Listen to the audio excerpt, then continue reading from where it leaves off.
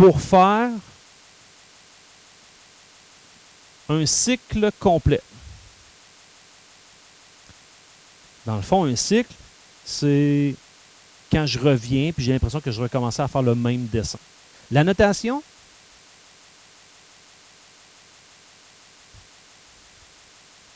P minuscule pour période. La fréquence maintenant, c'est le nombre, tu sais, fréquences, des fréquences radio très condensées, très étirées. Alors, c'est quoi la fréquence? C'est le nombre de cycles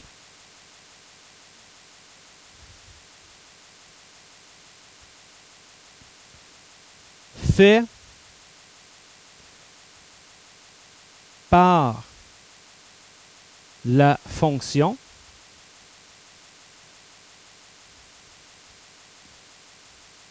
pour, là, j'en ai quand j'ai entendu la physique qui parle, là, pour 1 minute, mais en fait, pour une unité. Donc, peu importe dans quoi qu'on est, mais par exemple, pour 1 minute, pour 1 heure, combien de fois que la période se répète, c'est ce qui va me donner la fréquence. La notation, F minuscule, et F, c'est 1 sur P. L'amplitude,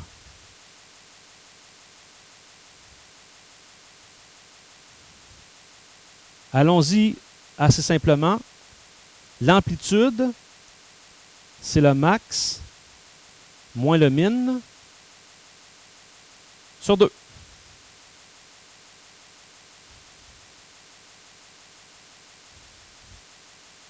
On peut peut-être écrire aux côtés que c'est la valeur maximale de l'élongation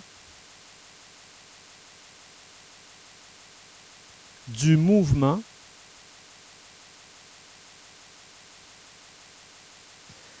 à partir de son centre.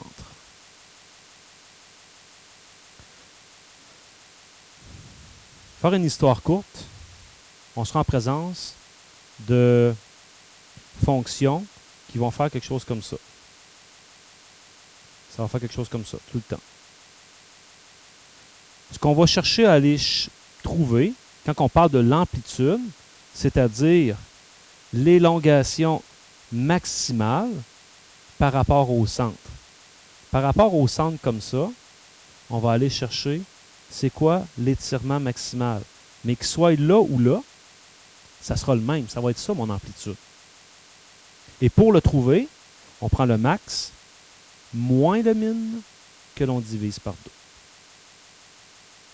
La notation pour l'amplitude, A majuscule. Exemple. Alors, j'ai ici un graphique cyclique, périodique. Je peux prendre mon marqueur et aller cibler la période. En fait, je dis la période, aller cibler le cycle. Le cycle, dans le fond, quand je prends ça, je vais le faire jusqu'à temps que j'ai l'impression de recommencer mon dessin. Puis mon dessin, ben, si je prenais ce bout-là ici, c'est clair que ce bout-là, il se répète. Puis il se répète à l'infini. Donc, je viens de trouver que ça, c'est mon cycle. Donc, je peux répondre aux questions. La période, c'est la longueur du cycle. C'est 3. La fréquence. Ben, la fréquence, on a vu que c'était 1 sur la période. 1 tiers. Et l'amplitude est toujours donnée par max moins min sur 2. Ben, mon max ici, c'est 1,5. Mon minimum, 0 sur 2. Donc, l'amplitude de cette fonction-là, c'est 0,75. Qu'est-ce que ça signifie?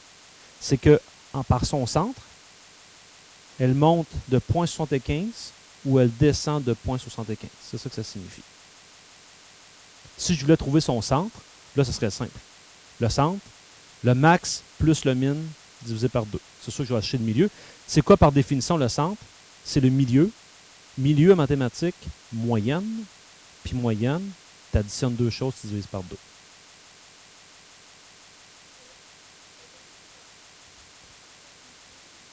Oui, l'amplitude, c'est le mouvement par rapport à son centre.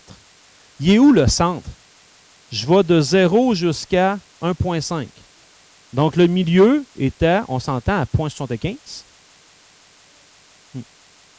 Mais ça va. Donc, le milieu, c'est 0,75. Plus 0,75, je suis rendu à 1,5. Moins 0,75, je suis rendu à 0.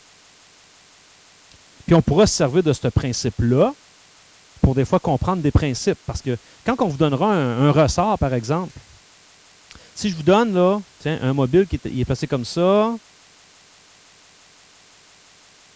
puis que là, je viens y accrocher un ressort. Puis là, ici, je lui mets un poids. Puis je prends le poids, je l'étire, je le relâche. Il va se passer quoi? Il va se mettre à monter comme ça, de descendre. Vous avez déjà vu hein, des genres de petits bidules qu'on a sur des bibelots, des fois, qu'on lui donne un mouvement, puis ils gardent tout le temps le même mouvement. Ben, c'est un mouvement-là. Je vais pouvoir le représenter, mais avec ce mouvement-là, je vais avoir un maximum d'élongation, un minimum d'élongation. Je vais être capable de trouver son centre, c'est quoi, et éventuellement, trouver sa période. Ça prend combien de millisecondes pour descendre, remonter, puis revenir à sa place. Puis là, après ça, posez-moi les questions que vous voulez. Je suis capable de savoir exactement, après tant de secondes, le poids est à quelle hauteur. Frédérica? Ouais. Est-ce que l'amplitude pourrait être de 0?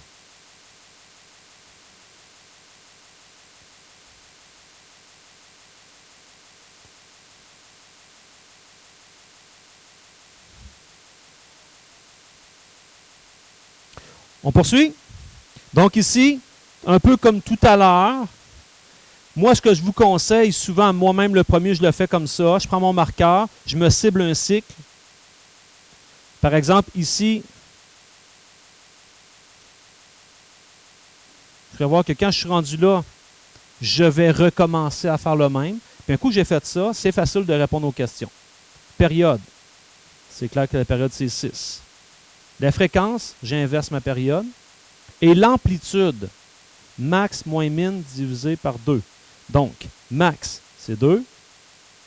Moins 1 sur 2, qui donne 1,5.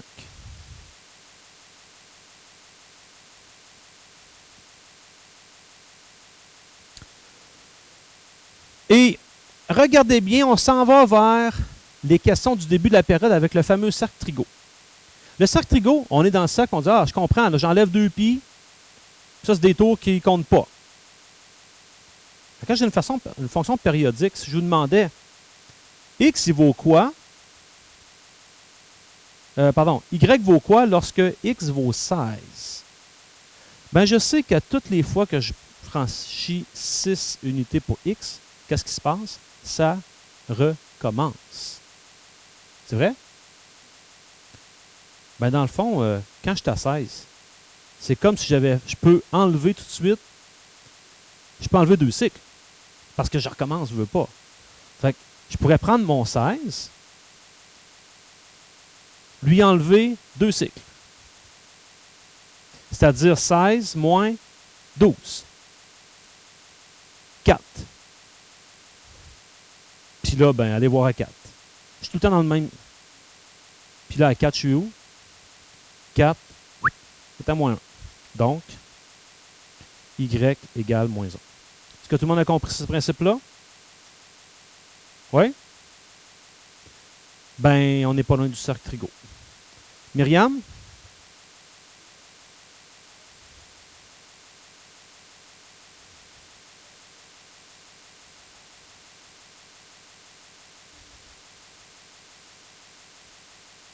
OK.